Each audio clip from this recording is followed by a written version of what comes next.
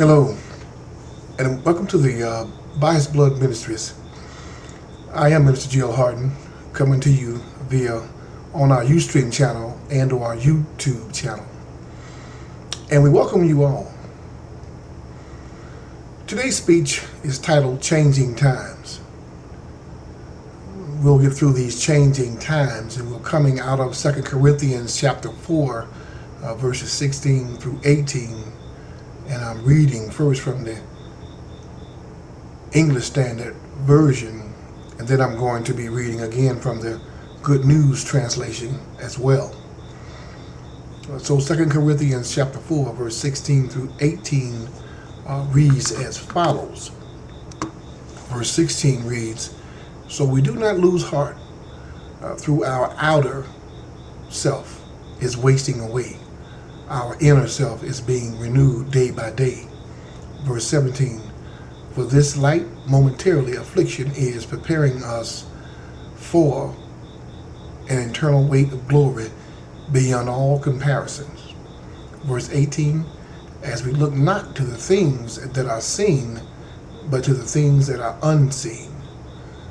For the things that are seen are transient, but the things that are unseen are eternal."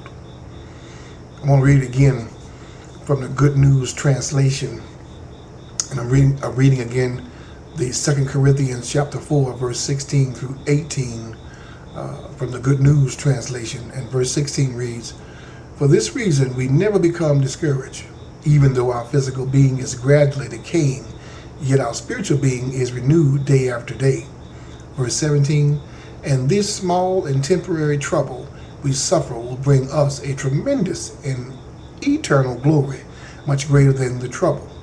And verse 18 says, "For we fix our attention not on the things that are seen, but on the things that are unseen. What can be seen lasts for only a season, and what cannot be seen lasts for eternity." Let us pray. Father, we come to you today in honor of who you are. There's no one like you, O Lord, no one who can ever take the place of you, nor duplicate your excellence, your glory, and your majesty. Many have come and tried to deceive us as your children, and still we are made from your own image in a spiritual realm. Therefore, we know the Spirit of the Lord, and we submit only to you. God, I thank you for your true wisdom and understanding that exceeds man's ways. I believe only in your word and not of this world. Keep me, O Lord, despite all my infirmities. Hide me and my family completely from my enemies, and give us refuge in your bosom. With understanding and obedience, we do this in your presence, and it is so. We are living in some trying times, I tell you. In fact, I don't know where to begin. It seems like we are seeing all kinds of demonic and ungodly things all around us, until it has consumed hundreds of millions of so-called Christians of today. I mean, many people are attending church, don't get me wrong, but church for many is nothing but a fad. It's a place no longer for worship and fellowship, but a place to mingle and to hear great music and incredible choirs and choir directors, and meet single or married people, depending on your choice, because they're all doing the same thing. It's so amazing that it's been nearly 50 plus years since Dr. King had the March on Washington dealing with jobs and freedom. And back then, I mean, we were united as people. I mean, you didn't just have neighborhoods back then as you have now, but you had communities, my beloveds, and it was unity in those communities. That's one of my slogans on my radio show. Nevertheless, people were together. Man, I mean, you had doctors, you had dentists, you had bus drivers, you had garbage man, you had maids, you had nurses and school teachers working and living on the same block. But the center of those communities was Christ. It was Christ and the things of God that built those communities and kept those people together. So we fast forward today, and many Americans, white and black, believe we've made great strides in race relations and building economic wealth in our society. We've gotten so complacent with our lives until we'll look at anything, we'll do anything, we will allow our children to say anything back to us and do whatever they want to do, because now these new age families and parents believe it's best to give the kids choices, even at the ages of 2 and 3. Help me, Jesus. But ask yourself, really, ask yourself, how is that working for you and your family in today's world? So much filth, so much sex and disobedience is in our society, from social media, movies, reality shows, radio, and especially in our music. Kids now believing being bad is good, and being a sex object like, say, Britney Spears or Beyonce, or even Miley Cyrus, is the way to go if you want it all. But what is all? What price must one pay to have those worldly things? In 2 Corinthians, Paul is reminding the people to never lose heart or be discouraged, in that their afflictions, no matter if they are through the loss of a loved one, job, some form of attack or assault, or even a stricken disease, to rest assured that the physical being, even in the best of times, still is decaying away each and every waking day. But our spiritual realm, our spiritual being, is being renewed and restored each day. In other words, as one perishes, another one flourishes, which brings eternal glory far greater than any affliction that you may be going through. And that's the kind of God you serve. He can tear you down in order to rebuild you better, wiser, stronger, more faithful, and forever.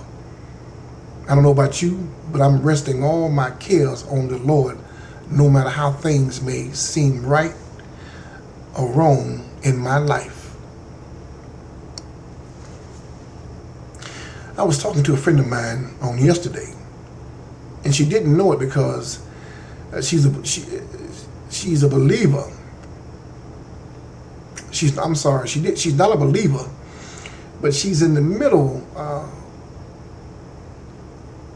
of her thoughts, meaning she knows there's a God, but right now, because her eyes is on the world, she's not sure if this God can save her or help her out of her distress. And needless to say, she wasn't even aware that it was God who has been doing this all the time. And I thank God I was able to show her in the Word that if God said He'll do it, then surely God will, God can, and God did. And it is so. So this young lady was telling me about how she moved to Atlanta from a small town in Tennessee, and she and her fiance didn't know much about Atlanta, but thought this would be a good place to start their family. So they came up to the city, and she was able to find work immediately. And it only paid $10 an hour at a department store, but it was a start. Yet what I didn't tell you was that they also had a 2-year-old son as well. So she was working at this department store, yet her fiance could not find work. And it drew a strain on the relationship because her job wasn't paying enough to pay the bills. She took out a payday loan in order to stay current on her rent and her other bills, but still her fiance could not find any work. And soon after, her car was repossessed. And now that only job she had was about to be gone because she had no way of getting to work and back home. So she started going to pantries or food pantries around the city in order to feed her family, and this is where God steps in. So she's at this food pantry for her family while trying to figure out how she was going to get home from work that evening because she wouldn't have had cab fare. And suddenly, while waiting for a cab, a stranger who worked in the pantry came up to her and asked her if she needed a ride home. And she told her, well, I called a cab and they're on the way. And still the woman replied, well, if I paid the cab, would you still accept the ride home? She accepted and the ride, and they were off. Yet while on the ride home, the woman asked her what was all going on in her life, and she poured out, her heart to this woman about everything. Her fiance not working, losing the car, not having medicine for her sick son, and just wanting to go back home and start all over, but without her fiance. And this woman of God told her she could find her a job and get her to work. But she insisted that her fiance needed a job and not her. Yet the lady told her to call a number and talk to a friend of hers who had his own business and he would help her. And what's so awesome, my beloveds, is that not only did this businessman put her to work in one of his offices selling insurance, but he paid for her to obtain her insurance license as well. And then, my beloveds, this same man bought her a 2006 Pontiac, a car, in cash, paid for it in cash in order for her to get to work and back home. And finally, to put icing on the cake, this businessman helped her fiance get a job as an electrician where he is still working today. I tell you, when you take your eyes off of this world for a moment and focus them strictly on God, God can make what seems impossible into possibilities, only if we trust and believe. The one thing this woman did who was going through her trials was she stopped to listen to a woman of God. Even though you may feel defeated, or things may look like, oh man, there's no way. Because listen, how often do people just approach you out of the blue, offer you a job, lead you to a job, get you a car, and get your spouse a job, all in 1 week? And if that ain't God, I don't know what is. Too often we are busy doing unthinkable things to make ends meet in today's world. People are prostituting their bodies and are certainly in denial about it. Men and women are selling drugs, having gambling parties, stealing out of department stores, stealing people's identities, stealing credit cards, and whatever else you can think of, because no longer do they believe in the power of God. It's this fear that most media news outlets portray on a daily basis that people are trusting in. Many families have completely given up on the church and its priority, and that is for fellowship and worship. No, most people see church as a mockery because of the small percentage of pastors stealing from the church or even having sexual misconducts in the church. Well, let's face it. There's all these things and more outside of the church, and yet they are accepted. But why? Joshua chapter 1 verse 9 says, remember that I have commanded you to be determined and confident. Do not be afraid or discouraged, for I, the Lord your God, am with you wherever you go. God is always with us, who trust him and believe by faith that we shall live and not die. Everything around us today would make most people quiver in their boots from the AIDS epidemic.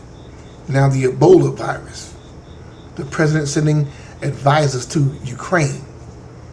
And now they're talking about many seafoods that may contain radiation. Or having issues with the water system. Excessive police brutality around the U.S., killing innocent people for no reason. Even in Chicago, you got black on black crime, where they've even dubbed Chicago the new Chirac. I can go on and on and on about what's happening all around us on the outside. But on the inside is where God is restoring and renewing us each and every day. It's the inner man that we are to partake in by following the commandments of God. Look at 2 Corinthians chapter 4, verse 17, when it reads, and I'm reading from the Good News translation, because I want you to get this. And it says, verse 17 says, and this small and temporary trouble we suffer will bring us a tremendous and eternal glory much greater than the trouble. Verse 18 says, and why? For we fix our attention not on the things that are seen, but on the things that are unseen. We can be seen, what can be seen lasts for only a season, but the things that are unseen last for eternity.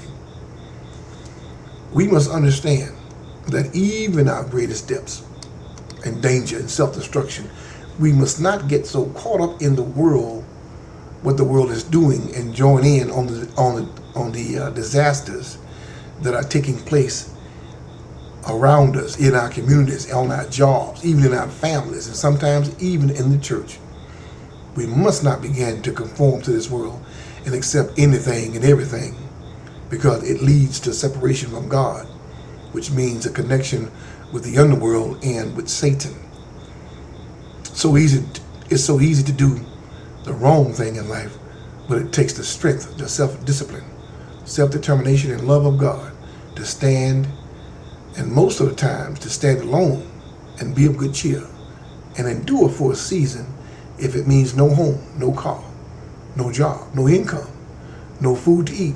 Man, that's a tough pill to swallow for anybody.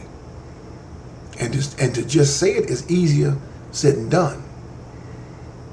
But here, you see a man that had to go through all of these things. I remember when I was homeless and my unemployment ran out. My daughter was a senior in high school, and she had many senior dues she owed, as well as she wanted to go on every trip they had, which is natural and the right thing to do because it was her last year in high school. And a friend of mine got me a job at a nightclub as a bartender. And she knew my struggles and trying to get a place and all. And during this time, my daughter lived with her best friend's aunt her entire senior school year. Now that was God right there. So at this club, the people were stealing left and right. I mean, robbing this man blind. Even my friend was showing me how to steal as well from the club. Well, although I didn't have a dime to my name and the owner never gave me a paycheck, I never got paid, still I kept my integrity. It had gotten so bad till the other bartenders would come to me and they told me to stop bringing up all my drinks. And they said, because man, you bring up all your drinks, your sales are too high. And that made us look bad and look suspicious. Well, after a few weeks of working there with no job in sight, I quit that job because I could not bear earning monies from stealing and doing what everyone else was doing.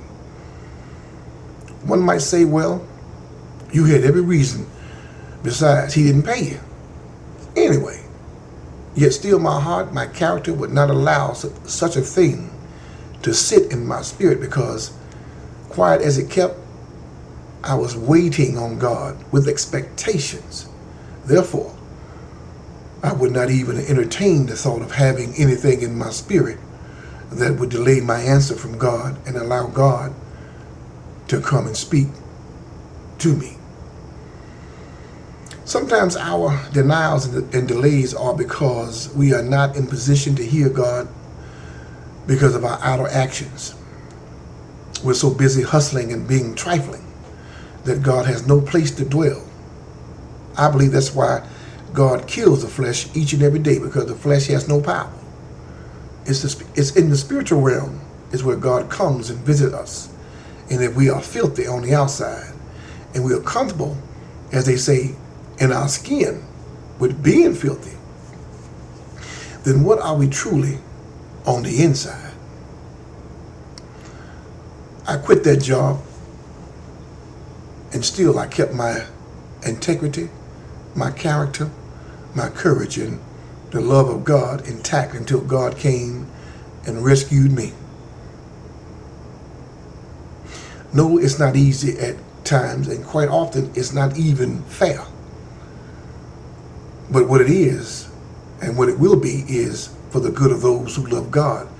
Because through your patience and your love and your honor and your faithfulness, God will give you a double portion if you work the inner man that is placed inside of you. No pill can save the outer man, no surgery, no miracle drink or food. It is a fleshy thing that has its season to fade. Yet what won't fade is the spirit that God made in you first and foremost. It is this everlasting life that brings you back into God's presence, and it renews you each and every day. So awesome that even though we are dying in the flesh each waking day, we are growing and being renewed mind and spirit each day in the presence of the Lord. Now, isn't that worth living for? To be in the presence of God for eternity? There's no place I'd rather be than with God for eternity. I'm going to leave you with Romans chapter 12, verse 1 and 2. And it says, "So then, my friends, because of God's grace, great mercy to us, I appeal to you, offer yourselves as a living sacrifice to God, dedicated to His service and pleasing to Him. This is the true worship that you should offer." Verse 2, "Do not conform yourselves to the standards of this world, but let God transform you inwardly by a complete change of your mind. And then you will be able to know the will of God, what is good and is pleasing to Him and is perfect." Make this a day of change in your life, in your spirit life, in your hearts and your mind. God has prepared great things for you. Yes, some is in this life, but even greater in the eternal life as well. That's the life that I'm preparing to dwell in. It is a life of abundance and glory. Make today a day of change. Thank you for tuning in to this broadcast, and we urge you to stay tuned to hear from our sponsors as well as our offerings and our pledges. Thank you again. May God keep you and may God bless you. Peace.